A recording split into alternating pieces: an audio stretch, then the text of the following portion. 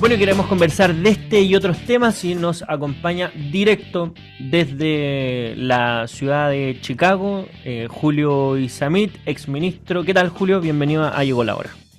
Hola, José Francisco, muchas gracias por la invitación y aprovecho de desear un muy feliz año a todos los auditores de la Radio Agricultura. Mientras acá, Julio, caen los patos asados, ¿qué temperatura hay en Chicago más o menos? Porque Acá se están congelando porque la temperatura está en este exacto momento en 1 grado. Oye, la mínima es -1 y la máxima es 2. O sea, ese es el tramo en que nos estamos moviendo. Mira, mira, mira, muy bien. Oye, Julio, pasemos al tema que comentamos relacionado con la educación. Este es un tema que tú te has relacionado directamente, primero porque fuiste dirigente estudiantil, después has estado en el debate y escribiste un libro incluso a propósito de este tema. ¿Cuál es tu impresión sobre los resultados de la PAES? Yo sé que siempre hay como noticias típicas, como de todo, como plan operación retorno, cuando hay vuelta a clase en marzo, salen los resultados de la PSU en nuestro tiempo, ahora la PAES y lo que no iba a ocurrir, sale que es un desayuno con los puntajes nacionales y vemos este ranking de los colegios. ¿Qué te parece el momento, sobre todo cómo se ha desenvuelto el debate en el tiempo? Sí, bueno, la verdad es que uno puede ver esta realidad y se da cuenta que no hay nada nuevo bajo el sol, ¿cierto? Tiene que ver un poco lo que tú decías, que esto es una crónica de una muerte anunciada. Pero lo más triste, José Francisco, es lo que tú planteabas en la editorial, que es que ¿quiénes pagan las consecuencias? Cuando uno hace una política pública, cuando la autoridad política toma una decisión y se implementa eso, siempre tiene consecuencias. Y esas consecuencias las enfrentan las personas, los estudiantes, las familias. Y cuando uno ve lo que muestran los resultados de la PAE, se da cuenta de que primero aquí no hay peor ciego que el que no quiere ver, ¿cierto? Nos hemos enterado que el Ministerio de Educación ha dado una orden a las universidades para no publicar información cruzada respecto a los resultados que se han hecho públicos durante esta semana. Y eso es muy malo porque la gracia de tener información es poder analizar los datos, revisar bien los resultados, ver por qué a la región de Atacama le está yendo peor o la región del norte le está yendo peor que a las regiones del sur, ver, por ejemplo, qué es lo que hace que la región metropolitana concentre los mejores resultados, y esa información es útil para tomar mejores decisiones. Y por tanto uno podría preguntarse por qué el Ministerio de Educación no quiere que las universidades hagan estudios en base a los resultados de la PAES. Porque nadie quiere, cuando uno habla de los resultados, nadie quiere el root de un alumno y el puntaje de ese alumno. Uno está pensando en un consolidado de información que permita tomar mejores decisiones. Pero también, José Francisco, a propósito de que no hay peor ciego que el que no quiere ver, es qué es lo que ha pasado en Chile que ha generado los resultados que estamos viendo. Y yo creo que hay dos cosas fundamentales. Y perdonen que partamos el año de una manera tan política, pero esto es una cosa que demuestra el fracaso de las ideas de la izquierda en educación. En temas de fondo, aquí hay una gran responsable del desastre educativo chileno en materia de colegios subvencionados y municipales, que es la presidenta Bachelet. Se obsesionaron con la reforma de fin al lucro, la selección y el copago, y lo único que han generado es que los colegios subvencionados y los colegios municipales salgan de la lista de los mejores colegios de Chile. Pero también hay un tema de forma, José Francisco, y lo vimos en el Frente Amplio.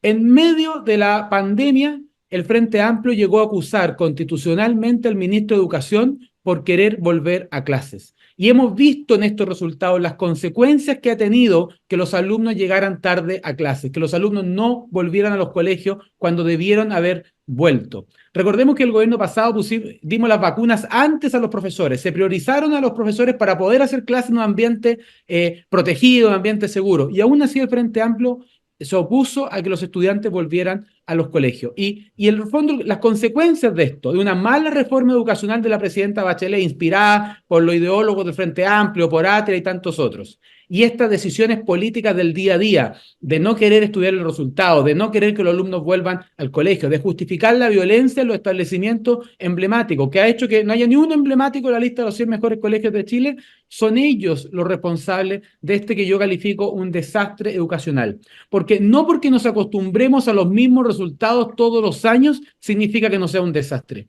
Que no haya ni un colegio, que haya solo un colegio público en la lista de los 100 mejores es un desastre. O dos colegios públicos, uno del Liceo Bicentenario de Temuco. Que haya un solo subvencionado, un desastre. Precisamente porque los que se han llenado la boca de diversificar eso son las personas que hoy día no gobiernan, y los únicos resultados que han logrado es que haya más colegios particulares en los 100 mejores y que los alumnos de clase media y más vulnerables no tengan más oportunidades. Bueno, ahí hay varios puntos interesantes, sobre todo porque hay historial en esta materia y en esta conversación educacional. A propósito de, por ejemplo, la transparencia en la educación, ¿cómo se opusieron cuando se quiso hacer un semáforo respecto a los resultados del CIMSE, ¿verdad? Esta idea de Joaquín Lavín cuando era ministro de Educación, pero también se han opuesto al CIMSE mismo. Se Mm. demoraron en entregar los resultados, no les gusta difundir este material, no les gusta que esta muestra, que es censal, es decir, todos los estudiantes del país dan la misma prueba para ver en qué nivel están, no les gusta. Claro, porque dicen, no, esto es estandarizar la educación, no, simplemente sabiendo si es que el objetivo que tenemos para tener colegios, para destinar recursos para la educación de los niños del país, tenga el resultado que esperamos, que es que aprendan lo básico. Y eso muchas veces se está perdiendo y no solamente se pierde, sino que se han puesto trabas para que sea más difícil, para que esa promesa que le hace nuestro país a los jóvenes, diciendo, si tú estudias, si tú te esfuerzas, vas a poder salir adelante. Esto obviamente tiene muchas más cosas que ver, no solamente la educación, pero en educación principalmente.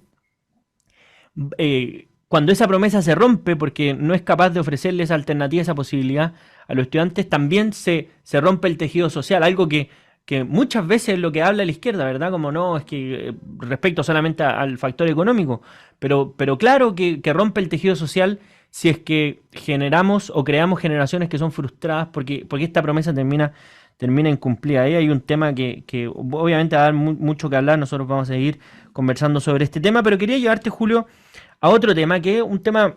Francisco, ¿puedo Sí, comentar una cosa? Que el punto que tú dale. has dicho respecto al tejido social, encuentro que es fundamental y y que tiene consecuencias. Tú lo dijiste muy bien, es que esto tiene historial. Si lo que ha pasado en los colegios y lo que ha pasado en las universidades ha tenido consecuencias políticas insospechadas en los últimos años en Chile. Y por tanto, ¿a qué no nos podemos hacer los tontos como si esta fuera la primera vez que vemos estos resultados? Tú dices, oye, mira, hay algo que puede romper el tejido social, que es que hay una promesa fallida. La peor promesa, que es la que hace la izquierda a los estudiantes, es decir, haz lo que quieras y aquí no hay ninguna responsabilidad. Y si le estamos diciendo eso a los colegiales y le estamos diciendo eso a los universitarios, ¿qué le podemos pedir a los ciudadanos en el futuro de que sean responsables de lo que pasa en Chile? Y el desayuno del presidente de la República, con alumnos de destacada trayectoria académica. Hay una carta en Mercurio hoy día muy buena que critica este desayuno.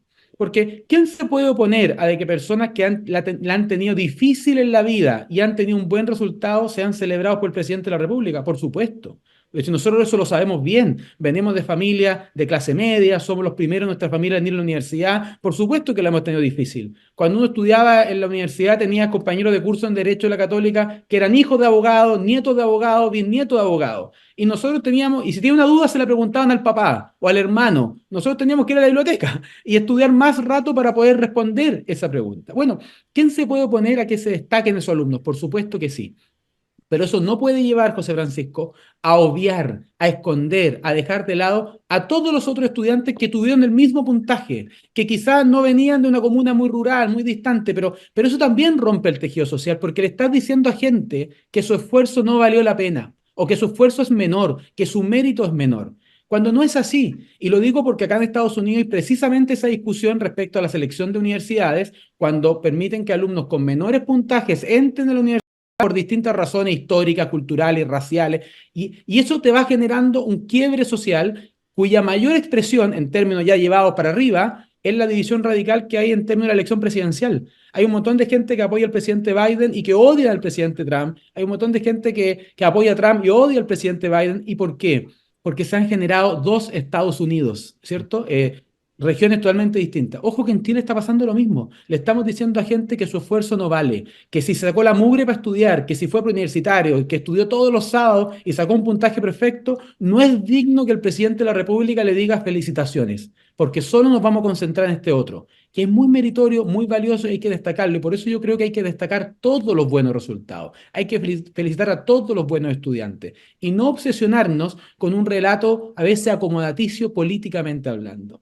Y yo creo que eso es un buen ejemplo. El presidente de la República haría mucho mejor o mucho más bien diciéndole a todos los estudiantes de Chile que si se esfuerzan, si trabajan y se sacan la mugre, van a tener un justo resultado. Y si hay algo que les impide ese justo resultado, nos vamos a preocupar de sacar esa piedra al camino, pero no de hacerle más difícil la vida a aquellos que están esforzándose con el mayor trabajo posible.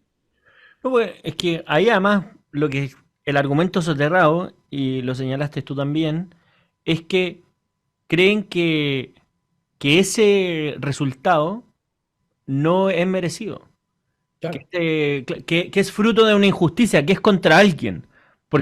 Porque claro, no es, mira, ojalá todos tengamos las mejores condiciones posibles. No, no, no. Si tú tienes buenas condiciones, que además son condiciones, no aseguran el resultado, por eso yo creo que ahí hay mérito igual. Si tú tienes buenas condiciones, no hay valor absoluto porque eso es una injusticia. Mm. Y eso es una señal que, bueno, han transmitido durante mucho tiempo, pero ya lo estuvimos celebrando puntajes nacionales cuando antes les cargaba ese Oye, hay una vale. visión de la izquierda muy equivocada que cree que a la gente que le va bien es porque ha tenido, porque ha heredado, algunos creen que es porque han robado o Mm. porque han tenido suerte. Y a mí me gusta mucho una frase de Thomas Jefferson que dice, mientras más trabajo, más suerte tengo. Y yo creo que es importante recordar la importancia del trabajo, del mérito y del esfuerzo, venga donde venga.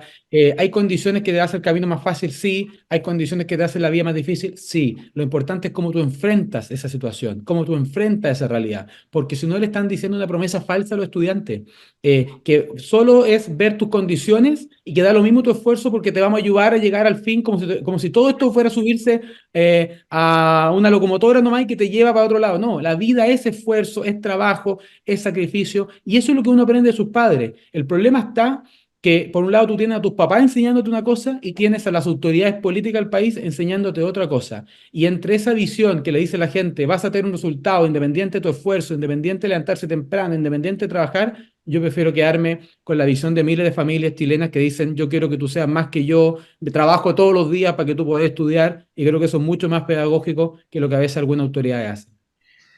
Claro, y además hay otra idea que, a propósito de la suerte, que dice que la suerte es cuando a la preparación le llega su oportunidad. Y por Es tanto verdad. deberíamos estar preocupados de que haya más gente preparada y haya más oportunidades, no restringir una u otra. Estamos muy filosóficos, José Francisco, estamos profundos en esta a partir del año. Pero es que sé que es un tema que nos pega y personalmente a ambos, pero además es triste ver los resultados y que nadie se haga cargo del desastre que han causado, sobre todo cuando se advirtió. Así es. Porque nadie puede decir, no, es que no sabíamos lo que... No, no, no, se advirtió. Se Se advirtió les que iba dijo. a pasar, pasa y se hacen los desentendidos. No, esto es un problema de Estado. Esto es un problema, no, mira, trasciende los gobiernos. No, no, no, no. Son tus ideas las que se llevaron a cabo. Porque fue un diagnóstico absolutamente lapidario, donde todo estaba muy mal. Solo propusiste una solución y fue peor. Y de eso hay que hacerse cargo, al menos políticamente. Y eso yo creo que no lo han hecho. Em, Son campeones de los problemas estructurales. Todos los problemas son estructurales, profundos, y la verdad es que se le olvida la parte de los seres humanos, de las personas. Aquí hay problemas estructurales, puede haber problema estructural, el punto es cómo tú enfrentas ese problema, cómo tú concentras el foco en las personas, en su libertad, en su mérito, en su responsabilidad. Porque si no, tú todo le puedes echar la culpa a la estructura.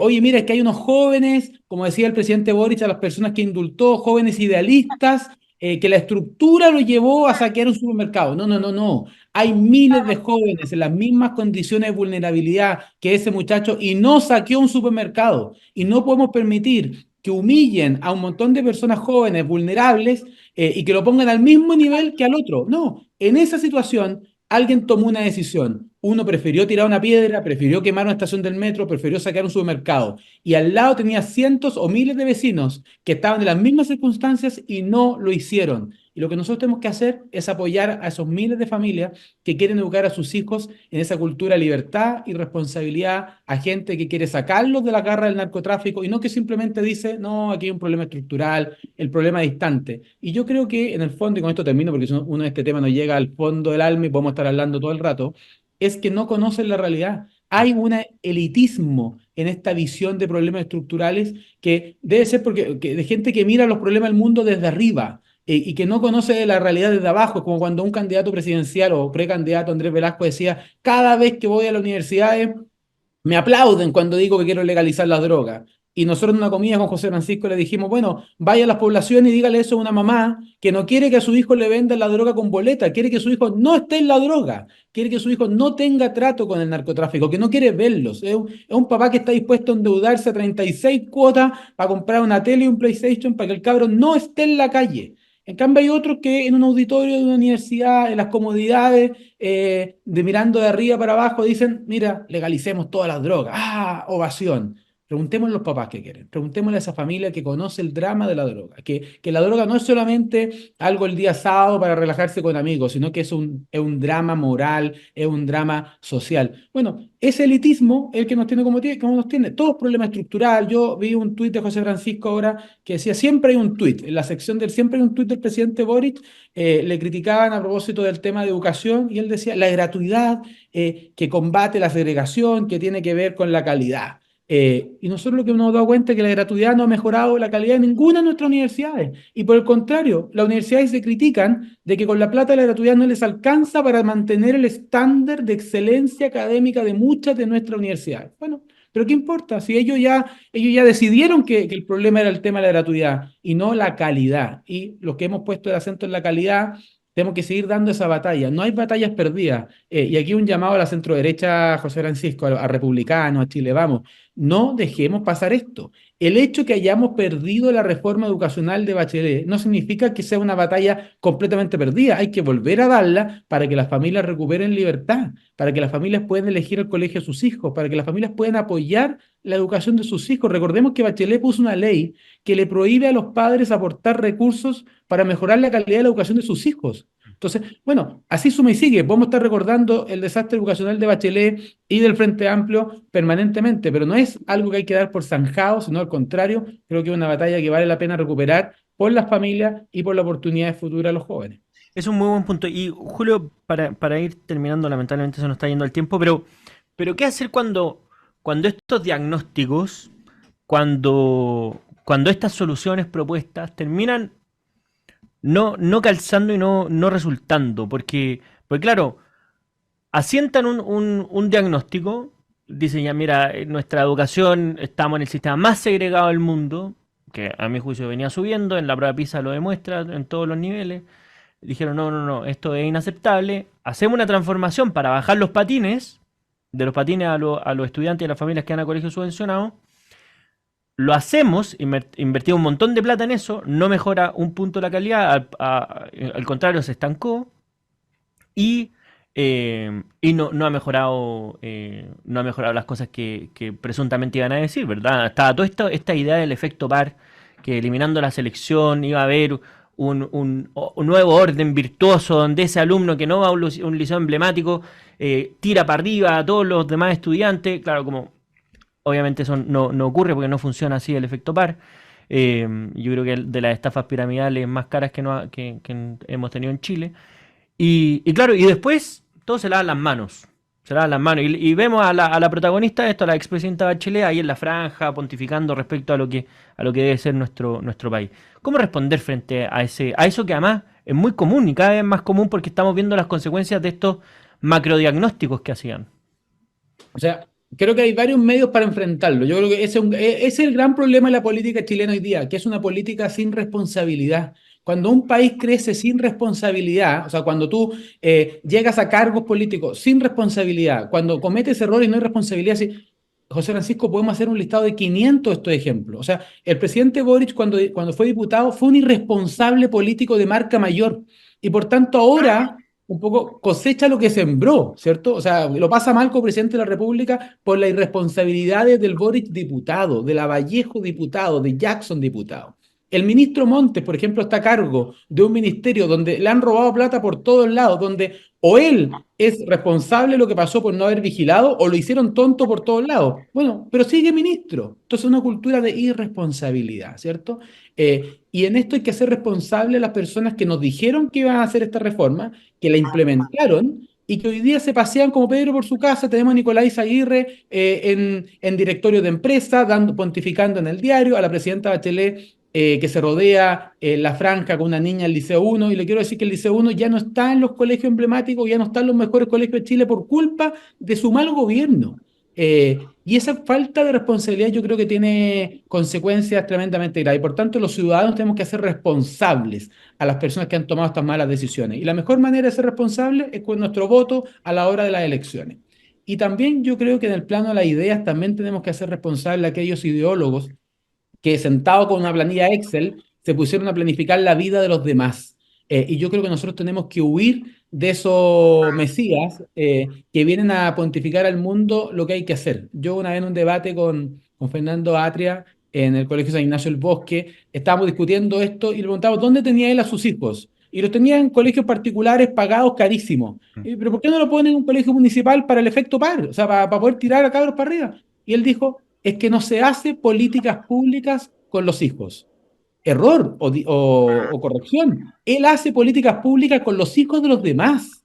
A la izquierda le gusta hacer políticas públicas con los hijos de los demás, pero nunca con sus hijos. Sus hijos van a colegios particulares. Es más, vimos recién el caso de una seremía de educación que está sumariada, un director de educación, porque se saltó la tómbola para el hijo de un funcionario de su jefe de gabinete. ¿Y por qué? Si no le gustaba tanto la tómbola, ¿por qué cuando llegan al poder tratan de bypasearse la tómbola y asignarle un cupo directo a un colegio que ellos querían? ¿Por qué ese derecho de elegir colegio no lo tienen todos los papás y no solamente los funcionarios públicos amigos de la autoridad de turno? Ese tipo de cosas yo creo que hay que enfrentar, hay una cultura de responsabilidad, no hay que dejárselos pasar, hay que recordarlo. Yo sé que este tema a nosotros, José Francisco, nos llega mucho, pero tiene que hacer algo mucho más que Twitter, tiene que haber una convicción política en esta materia y en eso tenemos una pega para adelante que es diversificar nuestra élite política. Cuando tú tienes una élite política que vive tan distanciada de la gente, si aquí se habla un montón de la brecha, el gran problema de Chile en los últimos años es la brecha entre la élite política y los ciudadanos, que no conocen la realidad, que sus hijos no van a colegios donde se han implementado sus ideas, que no hacen fila o no hacían, ¿se acuerdan de esa cosa cuando acampaban los papás fuera de los colegios para poder agarrar un cupo? Bueno, ¿hemos visto algún diputado de izquierda acampando fuera de un colegio? No, porque no van a esos colegios. Y yo creo que tenemos que diversificar nuestra élite política porque mientras sigamos teniendo gente iluminada que con un Excel vienen a planificar la vida de los demás, vamos a seguir pagando las consecuencias que estamos viendo y cuyo resultado la paz es una muestra más de eso. Bueno, interesante conversación sobre un tema que va a seguir dando que hablar. Te agradecemos, Julio Isamit, exministro de República también, por habernos acompañado en esta edición de Llegó la Hora. Nos vemos, José Francisco. Muy buena semana para todos. Igualmente, nosotros nos vamos a una breve pausa y ya volvemos.